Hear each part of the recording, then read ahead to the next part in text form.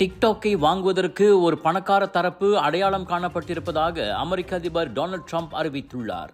அது யார் என்பதை இன்னும் 2 வாரங்களில் தம்மால் அறிவிக்க முடியும் என்றார் அவர்.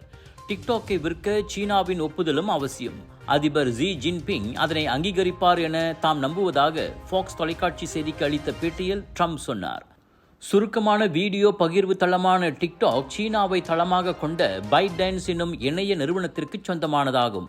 இந்நிலையில் அமெரிக்காவின் தேசிய பாதுகாப்புக்கு அது மிரட்டலை ஏற்படுத்துவதாக கூறி ஜோ பைடன் ஆட்சியில் அச்செயலிக்கு தடை விதிக்க சட்டம் நிறைவேற்றப்பட்டது. ஜனவரி 19க்குள் சீனாவுக்கு வெளியே எந்த ஒரு நிறுவனத்திற்கும் டிக்டாக்கை விற்கலாம். இல்லையில் அமெரிக்காவில் அது தடை செய்யப்படுவது உறுதி என தெரிவிக்கப்பட்டது.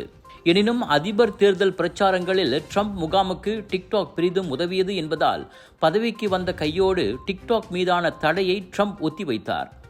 ஜூன் 19 வரை 2 முறை அது நீட்டிக்கப்பட்ட நிலையில் மேலும் 90 நாட்களுக்கு தடையை நிறுத்தி வைத்துள்ளது ட்ரம்ப் நிர்வாகம்.